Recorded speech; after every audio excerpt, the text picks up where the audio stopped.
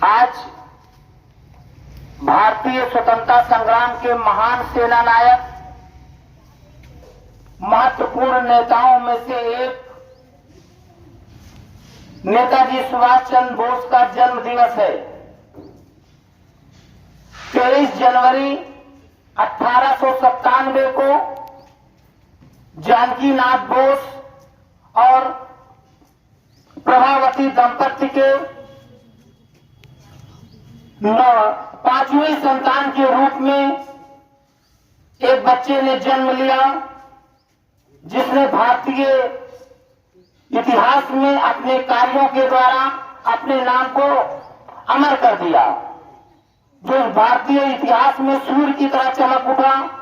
शायद उनको उस दिन ये भी नहीं पता था कि मेरा ये बालक आगे चलकर भारतीय इतिहास की एक गाथा लिखेगा।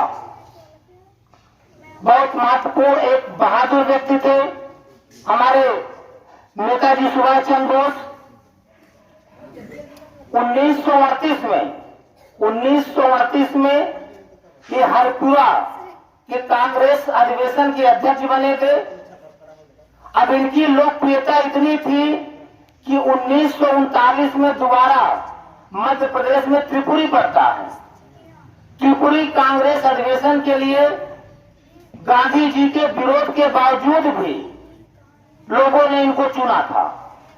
गांधी जी ने पट्टाभ सीतारमैया को खड़ा कराया था और नेताजी अलग से खड़े हुए थे, तो पट्टाभ सीतारमैया हार गए थे। लेकिन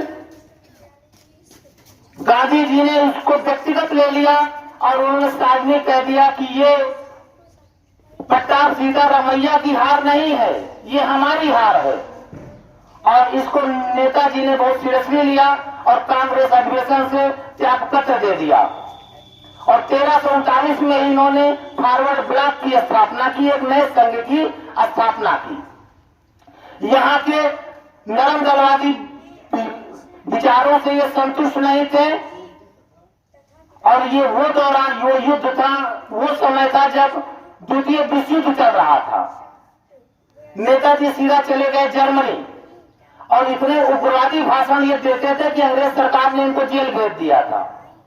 किसी तरीके से अपने भतीजे की मदद से ये जर्मनी पहुंचे और जर्मनी में जाकर ये हिटलर से मिले, एडोल्फ हिटलर। हिटलर से मिलने के बाद 3 लाख भारतीय सैनिकों को हिटलर ने बंदी बना रखा था। उन सैनिकों को उन्होंने हिटलर से मुक्त कराया, उससे मिला, उससे कहा आप हमको इनको दे दीजिए, मैं अंग्रेजों के खिलाफ इनको लड़ाऊंगा।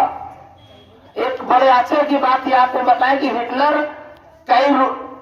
के हमशक्ल कई लोग थे। डायरेक्ट हिटलर खुद सामने नहीं आता था कभी।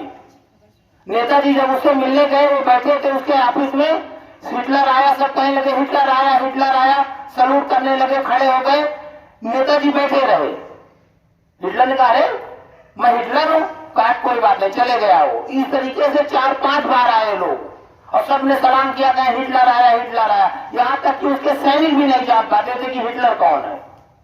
नेताजी बैठे रहे और जब वास्तविक हिटलर आया तब ये खड़े हुए। तो उन्होंने कहा ये बताओ कि जब हमारे सैनिक नहीं पहचान पाते हैं तो तुम कैसे पहचान गए? तो उन्होंने कहा कि जो जौहरी होता है उसको सोने की परख होती है। उसी समय हिटलर समझ गया कि ये एक योग्य व्यक्ति है, एक बुद्धिमान व्यक्ति है ये। उन्होंने उससे डिमांड कर दिया कि आप जो 3 लाख सैनिक जो आपने भारत के बंदी बना रखे हैं वो आप हमको दे दो। हम इसके लिए हम अंग्रेजों के खिलाफ एक सेना खड़ी करेंगे इसके लिए। बहरहाल किसी तरीके से दोनों के बीच समझौता हुआ, लेकिन अचानक किसी को युद्ध में नहीं भेजा जा सकता था, तो हिटलर ने जापान को फोन किया और जापान की मदद से 3 लाख सैनिकों को वो युद्ध की ट्रेनिंग दी गई। और ट्रेनिंग के पश्चात वहीं से उन्होंने ये 2 नारे दिए थे, तुम मुझे खून दो, मैं तुम्हें आजादी दूंगा। और दूसरा नारा दिया था दिल्ली चलो। बर्मा पहुंचे, सिंगापुर में इन्होंने आजाद हिंद फौज की स्थापना की। स्थापना तो राज बिहारी बोस ने किया था और कैप्टन मनमोहन सिंह ने किया था, लेकिन राज बिहारी बोस की उम्र उस समय 70 साल की थी। तो एक योग्य नहीं कर सकते थे, तो लिहाजा उन्होंने सुभाष चंद्र जी को उसका सेनापति बना दिया। और वहीं से कुछ संयोग ऐसा रहा कि 1945 में हिरोशिमा और नागासाकी पर 2 बम अमेरिका ने गिरा दिया, जो जिससे जापान की स्थिति थोड़ा डावाडोल हो गई, क्योंकि जापान ही सहायता कर रहा था, वो पीछे हट गया सहायता देने से। नेताजी भी किसी तरीके से ये वहीं से थोड़ा देर के लिए इनका आंदोलन कमजोर पड़ा।